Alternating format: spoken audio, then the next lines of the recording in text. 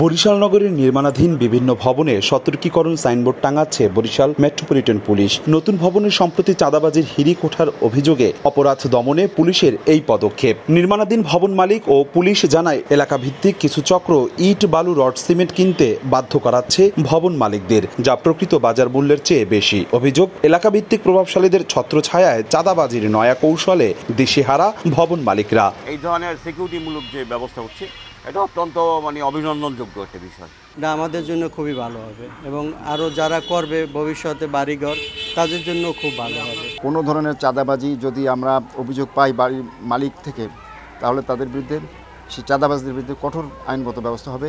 অপরাধ দমনে পুলিশের এই সতর্কীকরণ সাইনবোর্ড টাঙানো কেবল যেন দায় সারা কাজই না হয়, চাঁদাবাজদের আইনের আওতায় আনারও দাবি তোলা হয়েছে।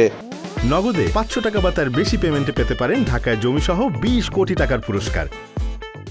গোয়েন্দা নজরদারি আরও ব্যাপকভাবে বৃদ্ধি করা এবং যারা এই ধরনের কর্মকাণ্ডের সাথে যুক্ত তাদেরকে দৃষ্টান্তমূলক শাস্তির আওতায় নিয়ে আসা দরকার। যদি কেউ জোর করে ইট, বালি, রড, সিমেন্ট বিক্রি করতে চান অথবা কোনো ধরনের চাঁদা দাবি করেন, আমরা তাদের বিরুদ্ধে আইনানুগ কঠোর ব্যবস্থা গ্রহণ করব।